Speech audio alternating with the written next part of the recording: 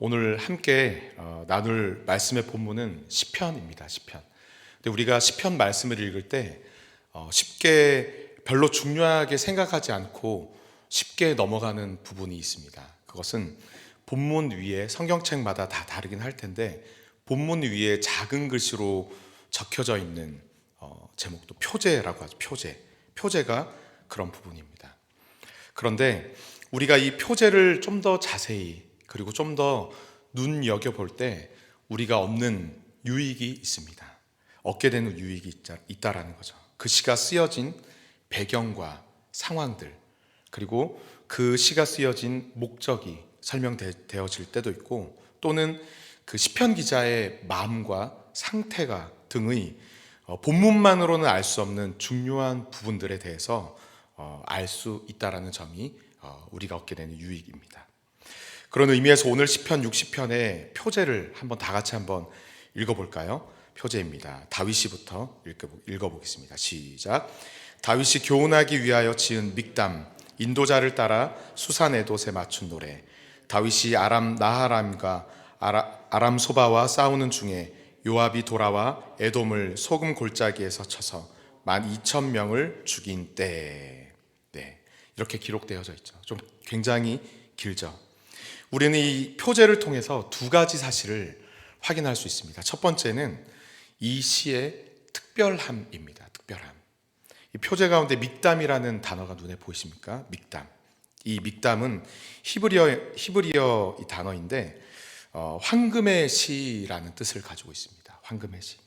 다시 말해서 다윗이 지은 많은 시 사실 하나하나가 다 소중하고 중요하고 또 굉장히 소중한데 특별한데, 오늘 이 시편 60편은 교훈하기 위한 지은 믹담이라고 되어 있죠. 황금처럼 굉장히 소중하고 더욱 중요한 시라는 뜻입니다.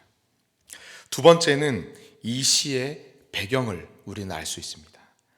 다윗이 아람 나하라임과 아람 소바와 싸우는 중에 요압이 돌아와 에돔을 소금 골짜기에서 쳐서 12,000명을 죽인 때라고 되어져 있죠.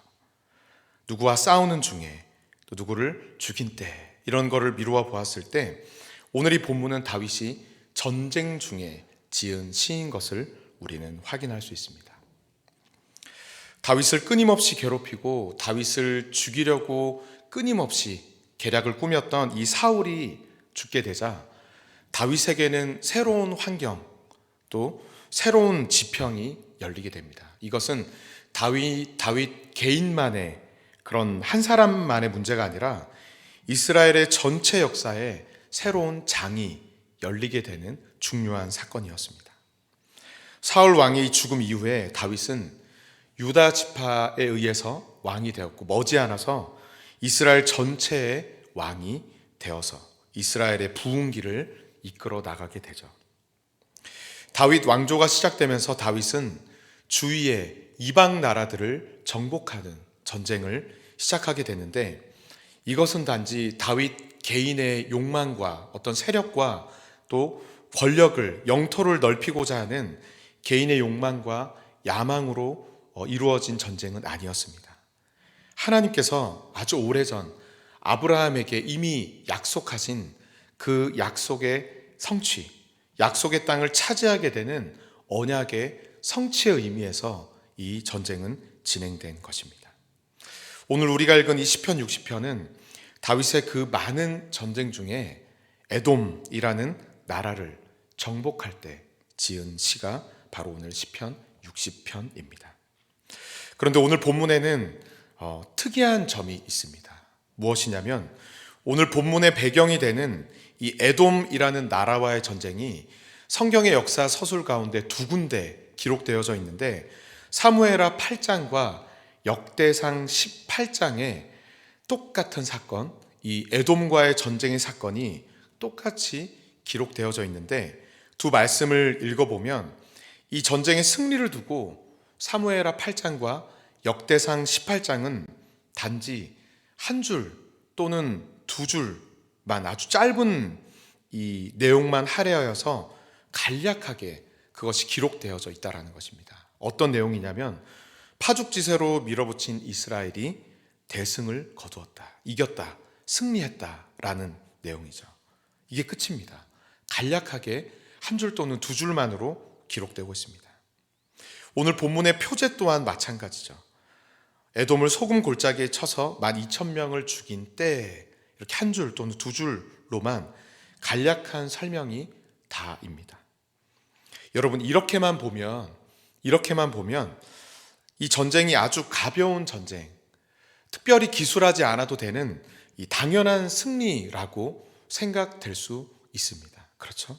하지만 이 눈에 보이는 상황만이 아니라 다윗의 이 에돔 전쟁을 치르는 동안 다윗의 그 내면의 상태를, 내면이 녹아져 있는 오늘 시편 60편을 천천히 읽어 내려가면 이 에돔과의 전쟁은 그냥 간단하고 간략한 전쟁은 아니었다라는 것을 확인할 수 있습니다. 한 줄 두 줄밖에 되지 않는 승리의 결과였지만 이 승리 뒤에는, 이 다윗의 승리의 기쁨 뒤에는 사실 다윗의 낙심과 다윗의 절망과 또 다윗의 탄식이 가득 차 있음을 우리는 오늘 본문을 통해서 확인할 수 있는 것입니다. 1절에서 3절 말씀입니다. 하나님이여, 주께서 우리를 버려 흩으셨고 분노하셨사오나 지금은 우리를 회복시키소서. 주께서 땅을 진동시키사 갈라지게 하셨사오니 그 틈을 기우소서. 땅이 흔들림이니이다.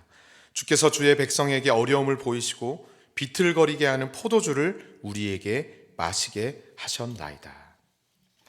여러분, 어떤 이유인지는 정확하게 나오진 않지만 다윗은 이 전쟁의 승리 이면에 있는 자신의 이 실패와 참담함을 1, 2, 3절에 있어서 기록하고 있습니다. 이렇게 고백하죠. 하나님께서 이스라엘을 버리셨다. 마치 우리를 버리신 것만 같은 그러한 마음을 표현합니다. 그리고 흩으셨다. 이스라엘에게 분노하셨다라고 다윗은 이야기합니다. 또한 에돔군의 공격에 정신을 차리지 못하고 그 두려움 가운데 벌벌 떠는 그러한 모습을 마치 땅이 흔들리는 모습으로 비유하고 있고, 또한 포도주를 마신 뒤 비틀비틀 거리는 모습으로 다윗은 묘사하고 있습니다.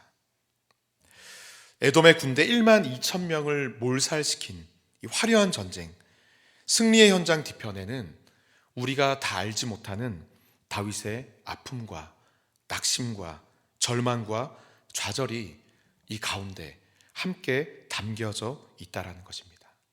이겼다, 승리했다, 대승을 거두었다. 이 역사의 짧은 기록에는 담겨져 있지 않은 다윗의 연약하고 다윗의 나약한 내면의 모습이 오늘 본문 가운데 담겨져 있다라는 것입니다. 여러분, 오늘을 살아가는 우리의 모습도, 저와 여러분들의 모습도, 우리의 삶도 마찬가지이지 않습니까?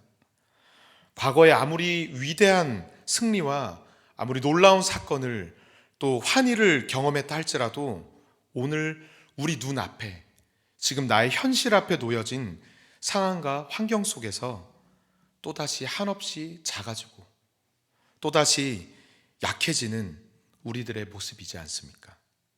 작은 일에 불안해하며 우리가 만나게 되는 작은 언덕 앞에서도 주저하고 낙심하는 우리들, 이것이 우리의 연약함과 우리의 나약함이며 저와 여러분들의 한계라는 것입니다. 우리의 한계투성이인 우리의 인생이라는 것입니다. 우리가 아무리 훌륭한 일을 했어도, 아무리 과거에 위대한 업적을 이루었다 할지라도 우리가 오늘 하나님 앞에서 결코 교만할 수 없는 것은 여전히 우리는 하나님의 도우심이 아니면 살아갈 수 없는 나약하고 연약한 존재, 우리의 삶 가운데, 우리의 내면 가운데 이 나약함이 여전히 존재하고 있기 때문이라는 것입니다. 그래서 여러분, 오늘 본문에서 다윗이 1절에서 가장 처음에 무엇이라고 하나님 앞에 탄식하며 고백하고 있습니까?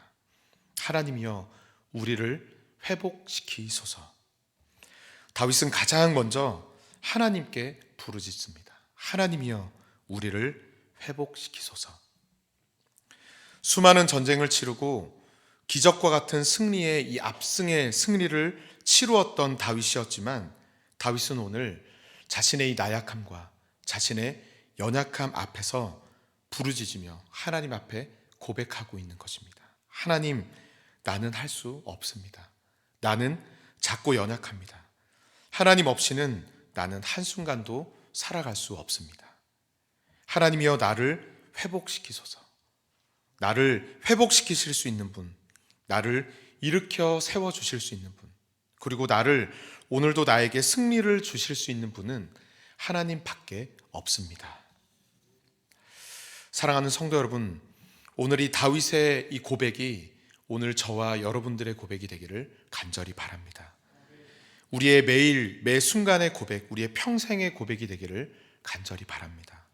우리 모두는 이 코로나19라는 어려운 상황 앞에서 어려운 시간을 보내고 있습니다. 무한하신 하나님 앞에서 유한한 우리는 하나님의 뜻과 계획을 온전히 알 수 없습니다. 또 한 치 앞도 모르는 것이, 볼 수 없고 알 수 없는 것이 우리들의 한계입니다. 그러나 이 상황들을 통해 우리가 얻게 되는 명확한 한 가지 영적 유익이 있습니다. 그것은 우리라는 존재가 우리의 힘과 능력으로는 아무것도 할 수 없는 연약한 그런 존재라는 것과 동시에 그렇기 때문에 우리는 오직 하나님만을 붙들고 살아갈 수밖에 없는 그러한 우리의 삶이라는 것입니다. 그 사실을 너무나도 명확하게 또 절실히 깨닫고 고백하는 그것입니다. 들어오시면서 보셔서 아시겠지만 현재 교회의 여러 시설 재정비와 또 공간 재배치가 진행되고 있습니다. 저희 교육자 사무실을 이전을 준비하면서 각자 개인 짐을 정리하게 되죠. 그렇죠? 제 자리에 그동안 쌓여있던 서류들을 정리하면서 코로나19와 관련된 이 서류를 보게 되었습니다. 그냥 빨리 분류만 하고 이렇게 정리를 하려고 했는데 그 자리에서 정말 한참을 보게 되었습니다. 2월부터 시작하여서 지난 8개월간의 모든 과정이 그 서류 뭉치 안에 다 담겨져 있었습니다. 잊고 있었던 부분, 또 흐릿해졌던 부분들도. 예기치 않은 상황 가운데 당황하며 성도님들께 보내었던 1차 안내문, 그리고 상황이 바뀜에 따라서 2차, 3차, 4차 안내문, 그리고 그때마다 보내드린 긴급 공지들, 문자들, 그리고 비상 기도 제목들, 그러한 상황 가운데서도 진행되었던 한몸 사랑 나눔 운동과 또 온라인 양육과정, 여러 성경 공부들, 한참을 그 내용들을 들여다볼 때 제 마음 가운데 감사의 고백이 터져 나오게 되었습니다. 지금까지 여기까지 인도하신 분이 하나님이셨구나, 하나님이시구나. 이 모든 것이 하나님의 은혜이구나. 눈에 보이지 않는 작은 세균 앞에서 우리가 할 수 있는 것은 사실 아무것도 없었습니다. 그럼에도 불구하고 하루하루 아무런 일이 일어나지 않고 불미스러운 일 없이 하루하루 한 주 한 주 지나가는 것, 오늘까지 오게 된 것, 이 모든 것이 하나님의 은혜였구나. 우리가 하는 것이 아니라 이 모든 것이 하나님이 하신 것이구나. 다시 한번 깨닫게 됩니다. 사랑하는 성도 여러분, 그렇습니다. 우리가 할 수 있는 것은 오늘 이 다윗의 고백과 같이 우리가 할 수 있는 것은 아무것도 없습니다. 우리의 작고 연약함을 날마다 고백하면서 우리가 할 수 있는 거라곤 하나님, 저는 작고 연약합니다. 하나님 없이는 한순간도 살아갈 수 없는 저입니다. 하나님, 오늘도 나를 회복시켜 주옵소서. 이 시간 나를 새롭게 하여 주옵소서. 날마다 매 순간 하나님의 도우심과 은혜를 구하며 하나님만을 의지하며 살아가는 오늘 저와 여러분들의 삶이 되기를 간절히 바랍니다. 다윗의 이러한 고백 가운데 다윗이 집중하고 가장 중요하게 여겼던 것이 한 가지 있습니다. 그가 두려워하고 염려하고 긴장했던 것, 그것은 바로 하나님의 부재였습니다. 하나님이 나와 함께 하시지 않는 것, 그것을 다윗은 가장 두려워했습니다. 10절과 11절 말씀을 함께 읽겠습니다. 10절 11절입니다. 시작. 하나님이여 주께서 우리를 버리지 아니하셨나이까. 하나님이여 주께서 우리 군대와 함께 나아가지 아니하시나이까. 우리를 도와 대적을 치게 하소서. 아멘. 지금 다윗이 가장 걱정하고 염려하고 또 두려워하는 것은 무엇입니까? 에돔과 비교하여서 지금 우리나라의 이스라엘의 군대가 얼마나 강한가, 그것이 아니었습니다. 그들과 비교하여서 우리의 숫자가 얼마나 되냐, 우리의 무기가 어떤가, 그것도 아니었습니다. 이런 것들이, 눈에 보이는 것들이 문제가 아니라 하나님께서 오늘 우리와 함께 하시는가, 아니면 우리와 함께 하시지 않는가, 이것이 전쟁의 승패를 가늠한다라는 것을 다윗은 누구보다도 잘 알고 있었기에 사람의 구원은 헛되다라고 고백하면서 하나님께서 친히 이스라엘과 이스라엘의 군대와 함께 하여 주시기를 간구하고 또 고백하며 기도하며 나아가고 있는 것입니다. 다윗의 기도대로 하나님께서 이스라엘과 함께 하여 주실 때 다윗은 결국 모든 위기를 다 극복하고 그들의 연약함과 그의 한계를 다 이겨내고 함께 하시는 하나님과 함께 에돔의 군대 1만 2천 명을 몰살시키는 놀라운 승리를 얻을 수 있었던 것입니다. 오늘 우리에게도, 저와 여러분에게 있어서도 마찬가지입니다. 오늘 하루, 또 새롭게 시작된 이 11월 한 달, 아니 우리 평생의 삶에 있어서 저와 여러분들에게 있어서 가장 중요한 것은 무엇입니까? 우리가 정말로 두려워하고 우리가 염려하고 우리가 걱정해야 되는 것은 무엇입니까? 내가 무엇을 가지고 있는가? 내가 무엇이 부족한가? 그것입니까? 아니라는 것이죠. 가장 중요한 것은 무엇입니까? 하나님께서 오늘 나와 함께 하시는가? 그렇지 않은가? 바로 그것인 줄 믿습니다. 바라기는 오늘 하루, 그리고 새롭게 시작한 11월 한 달, 그리고 우리의 평생에 하나님께서 나와 함께하여 주시기를, 오늘도 새롭게 시작하는 첫날, 이 첫 시간 하나님 앞에 간절히 간구하며 하나님 앞에 엎드리는 저와 여러분들이 되기를 간절히 바랍니다. 그래서 첫 드림 새벽 기도회가 더더욱 중요한 것 같습니다. 첫 시간을 하나님께 드립니다. 하나님, 나와 함께하여 주옵소서. 첫 시간을 나와 함께하여 주신 것처럼 이번 한 달을 나와 함께하여 주옵소서. 그러한 기도의 고백을, 우리의 고백을 담아 하나님 앞에 나아가게 될 때 하나님께서 그런 우리의 기도를 들으시고 이번 한 달 우리와 함께하여 주실 줄 믿습니다. 우리가 그렇게 될 때 오늘도 우리의 기도를 들으시고 우리와 함께하여 주실 것이며 우리로 하여금 다윗과 같이 승리케 하여 주실 줄 믿습니다. 마지막으로 하나님께서는 이러한 다윗의 기도를 들으시고 그에게 말씀하여 주십니다. 응답하여 주십니다. 6절에서 8절 말씀, 6, 7, 8절을 함께 읽어보도록 하겠습니다. 시작. 하나님이 그의 거룩하심으로 말씀하시되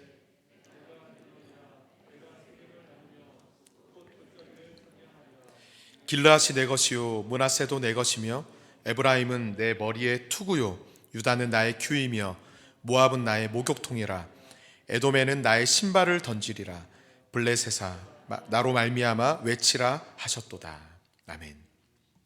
전능하신 하나님, 그리고 역사의 주관자 되시는 그 하나님께서 다윗의 기도를 들으시고 응답하여 주시는데 뭐라고 말씀하시냐면 이스라엘을 지키시고 보호하여 주겠다라고 약속하여 주시는 동시에 이스라엘을 대적하는 이방 나라들을 내가 친히 심판하여 주겠다라고 말씀하여 주십니다.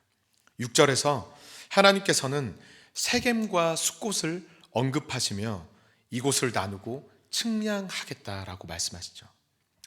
세겜과 숫곳은 요단 서편과 요단 동쪽을 대표합니다. 즉 이스라엘의 전체를 의미하는 것이죠.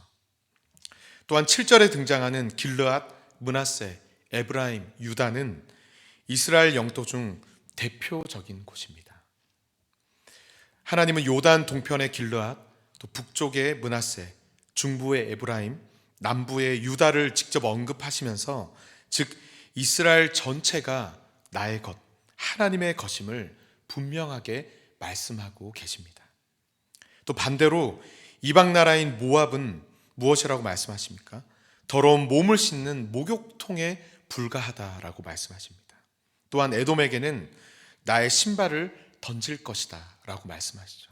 이것은 신발을 던지는 행위는 그 대상을 종으로 내가 삼겠다라는 말씀입니다. 즉 하나님께서는 하나님의 도우심을 간구하는 하나님밖에 없습니다. 나는 하나님 없이는 살 수 없습니다. 나와 함께하여 주옵소서라는 다윗의 기도를 들으시고 그에게 승리를 약속하여 주시는 것입니다. 이러한 하나님의 말씀 앞에서 다윗은 다시 한번 질문을 던집니다. 9절 말씀에 누가 나를 이끌어 견고한 성에 들이며 누가 나를 에돔에 인도할까? 누가 이 난공불락의 튼튼한 성벽을 갖춘 에돔을 무너뜨리게 할 수 있을까라는 질문이죠. 이는 다윗이 몰라서 하나님께 다시 질문한 것이 아닙니다. 이미 다윗은 그 답을 압니다. 하나님의 그 약속의 말씀을 믿었습니다. 이 질문은 그 답을 더욱 강조하기 위해 던진 질문입니다. 다윗은 그리고 스스로 대답하죠. 12절 말씀에 우리가 하나님을 의지하고 용감하게 행하리니 그는 우리의 대적을 밟으실 이심이로다. 아멘. 인생은 의지할 만한 능력이 없고 오직 하나님만 우리의 인생을 의지할 수 있는 새 힘과 승리를 주시는 분임을 다윗은 너무나도 잘 알고 있었기에 그는 끝까지 마지막까지 하나님만 바라보고 하나님만 의지하고 하나님께만 매달렸습니다. 사랑하는 성도 여러분, 매일 매 순간 우리는 누구를 또 무엇을 의지해야 되겠습니까?